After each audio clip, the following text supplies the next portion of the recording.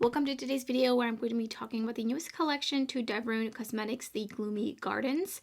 And there's an eyeshadow palette, there are some water activated liners as well as some loose pigments. But before we get into all the details, I was sent this collection and I am biased. I am friends with Monica, who's the owner of this brand, and also I did create the logo for Dieverune Cosmetics as well as the design of the eyeshadow palette with the exception of the flowers. Those are illustrated by an amazing artist that I will put her information up on the screen as well as in the description box. So I wanted to put that all out there. I'm in no way, shape, or form going to pretend like I cannot be biased. It is literally impossible for me to not be biased. I've known about it and I'm just really excited to see it actually in my hands and printed out, especially the eyeshadow palette. I think that there has been definitely quite a bit of an improvement in the quality of the packaging since the first palette. There's nothing wrong with the first palette, but there has been some updates. So there is a metallic foil on the front as well as spot gloss, and the rest of the palette is matte. So there's a lot of fun things going on. And as you can see on the back is where all the shade names are. So there are no shade names inside the palette, and the palette of course comes in a sleeve as well with the same design on it, with the exception of the back. There's a little poem. So looking at the inside color story, it is definitely reflective of the overall theme. And these are magnetic pants and they do have labels on the back of them. And I think this is going to be great for BYOPs if you want to create your own versions of a gloomy garden color story. So there's 5 shimmers on the bottom and the rest are mattes, and they are kind of like color by column, which I personally love that. We have some brighter and deeper tones in the top and then some grungier versions of those tones in the center, and then the shimmers are pretty much almost all duochrome. And there's also these 3 water activated liners, and I will show you some swatches of these. I think these are the biggest water activated liners that I have seen. And there's also 4 loose pigments. So there's a pink, a green, a kind of like teal pink, and then also an orange pink. And all the swatches of the loose pigments are over the Karla Cosmetics Fix Potion. They are loose pigments, so they do need to be used over some sort of a tacky primer. And at the time you're seeing this video, everything has launched and is available. The palette is $66. The pigments are $15 each, or you can get a bundle of all 4 for $52. The liners are $9 each, and then the liner bundle of all 3 is $24. And the whole collection with everything is $142. And you can use codes on everything, including the bundles. I have a non-affiliate code, which I will put up on the screen. In case you're interested in any of these products, it will save you 10% off. So I'm going to be creating 2 looks with a palette, and I'll give you some of my thoughts at the end of the video. So let's get right into it. First, I'm picking up Huffy Hydrangea. I'm going to pop that onto the inner crease. And then I'm going to wipe off the same brush, and I picked up Morning Marigold, and it's going to go right in the center essentially.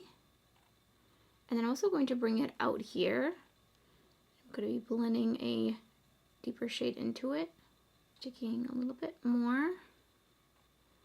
And I don't want these to blend too much, but I want to like kind of let them touch just a little bit.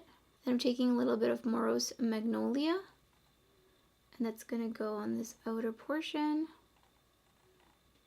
Just tapping it on and deepening this up a little bit. And then I'm going to go back into the blending brush, and I'm just going to feather the edges of that. It's blending so nicely. Going back into the Marigold shade. Picked up Frowny for Scythia, and it's going to go into this outer corner area. A little bit on an angle. Oh my goodness, that is so shiny. So pretty. That is such a dimensional shade. It's got a lot going on. And then picked up Melancholy Moonflower, and I'm going to pop that onto the inner lid. That's going to go perfectly with that teal in the crease. So I'm just spreading that, tapping it on and spreading it out. And look at that. So dimensional and so shifty. And on the rest of the lower lash line, I'm taking Somber Succulent. Such a clever name. I'm just going to put that right next to here. And I'm also going to bring Melancholy Moonflower in the inner corner. And here's the first finished look. For the second look, I want to play with the center row for sure. But first, I'm going to be creating a wing with the shade Dahlia of Despair. Just a really dark brown. Just like that. kind of slowly winging it out. And then I'm going to make sure I'm connecting that to the lower lash line. I can feel my eye watering a little bit. I did film some reels prior to this, so if you see that my cheeks are different, it's because I was filming with different blush / highlighters. So I'm just going to leave this blank here, but I'm going to bring it up just a tad here and then just kind of feather it out. And then I feel like this is not coming out as sharp as I want it, so I'm just going to kind of work it out and kind of smudge it with my finger. I think that's pretty good. I'm just going to go in and tap on a little bit more. Then using Wistful Wisteria, and it's going to go right here. I'm just going to blend it a little bit into the dark brown, but predominantly keep it focused in here. And then I'm going to use the same brush that I created the wing with, taking a little bit of Glimmer Grasp from Unearthly Cosmetics and just putting it on my lid. And I picked up Glam Gladiolus, and I'm just going to pop that right in here. And then I'm taking Distressed Daisy on the rest of the lid, essentially the other half. Then I'm taking a little bit of the Glimmer Grasp and I'm putting it underneath my lower lash line. And I'm taking the Bright Green Shimmer and putting it underneath the lower lash line. Look at that shine.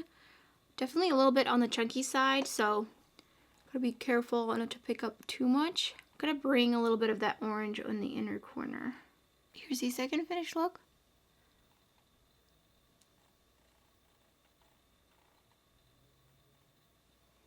I don't do looks with eyeliners very often. I do like to dabble in that a little bit more on my reels, just for some more creative kinds of looks. So I will be featuring these in reels in the future. So if you're into the water activated liners and you like to use them a lot, then definitely I think you're gonna get quite a bit of a bang for your buck there.